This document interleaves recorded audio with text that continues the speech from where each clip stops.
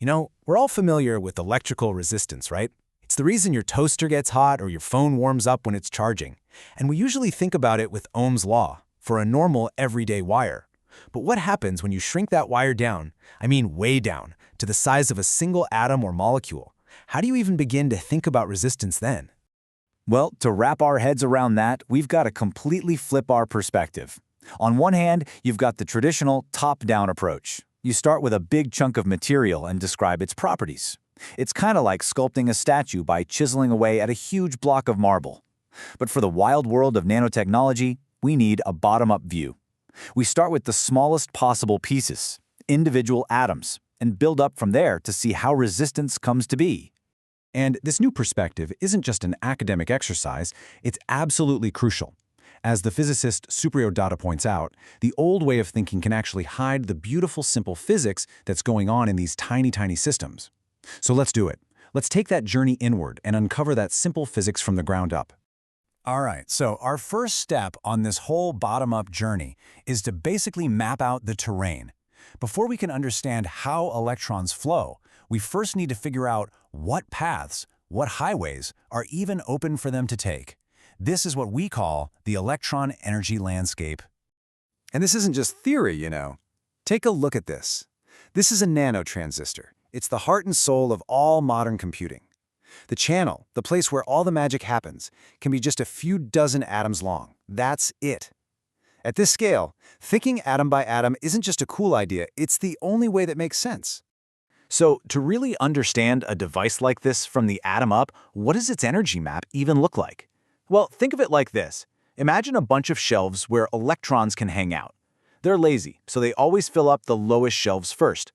The level of the highest filled shelf has a fancy name, the electrochemical potential. But that's a mouthful, so we'll just call it mu. Everything below mu is a filled state, and everything above it is an empty state. Simple as that. Okay, now here's where it gets really cool. How do we actually control this landscape? Well, in a transistor, we use something called a gate voltage. When we apply a positive voltage, like you're seeing here, it's like we're physically pushing all those shelves down. The overall energy level mu stays put, so it suddenly finds itself surrounded by all those previously empty shelves. By making those states available, boom, we've just turned the transistor on and opened up a superhighway for current. Okay, so we've got our map of available paths, but, a highway is useless if there are no cars on it, right? We need a reason for the electrons to actually move. So let's take a look at the engine that gets them going. Let's stick with an analogy for a second. Remember mu, that energy level? Well, you can think of it just like the water level in a giant reservoir. It tells you the energy of the electrons in the contacts at both ends of our tiny atomic wire, the source and the drain. So check this out. When we don't apply any voltage, the system is just chilling. It's in equilibrium. As you can see here, the water level in the source reservoir, mu1, is exactly the same as in the drain reservoir, mu2. Everything's perfectly balanced. There's no reason for water, or in our case, electrons, to flow from one side to the other. But watch what happens the moment we apply a voltage. It's like we've opened a dam on one side. All of a sudden, mu1 is higher than mu2. This creates this huge imbalance. The source is desperately trying to fill up the channel to its high water mark, while the drain is trying to empty it out down to its low water mark. And the result? A constant, steady flow of electrons from left to right. And that, my friends, is electrical current. This is awesome, right? It shows so clearly how current flows at the tiniest scales, but it also begs a really deep, fascinating question. If we can get electrons flowing through these energy levels, what's to stop us from making that flow absolutely perfect? And this brings us to something like a universal speed limit for electricity. I mean, think about it. If the whole flow just depends on how well our little atomic wire is connected to those reservoirs at the end, couldn't we just make those connections perfect? Couldn't we build a single atom wire with absolutely zero resistance, like infinite conductance? The answer, and this is just mind-blowing, is no. It turns out there is an absolute, rock-solid, fundamental limit to how much current can pass through a single, perfect atomic channel. That limit is called the quantum of conductance, and its value is 1 divided by about 25,800 ohms. And here's the part that's so profound. This isn't about the material. It's got nothing to do with copper or gold or silicon. It is a universal constant of nature. It's baked right into the fabric of the universe, derived from the charge of an electron and Planck's constant. It's like a cosmic speed limit.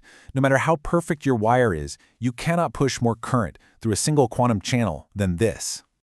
Okay, wow, let's just take a breath. We've gone all the way down to the level of a single atom and found this incredible universal rule. Now let's take that amazing insight and climb our way back up to the big, macroscopic world where we started. You know, this new bottom-up model for resistance is just beautifully simple. It's really just 3 steps. 1, you find the available energy highways for your electrons. 2, you apply a voltage to create that imbalance, that push. And 3, current flows, with every single one of those highways contributing up to that absolute maximum quantum limit.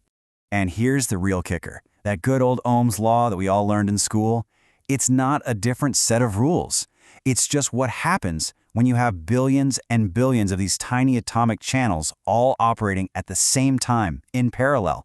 The resistance we feel every day, it's just the large-scale echo of these incredible fundamental quantum rules. So we've completely flipped the script. We're not thinking about resistance as some bulk property to be chiseled away anymore, but as a fundamental process that's built from the atom up. And that kind of thinking doesn't just explain the world we already have, it gives us the blueprints to design a totally new one. Which leaves us with one last, really exciting question. Now that we truly understand this stuff, what are we going to build?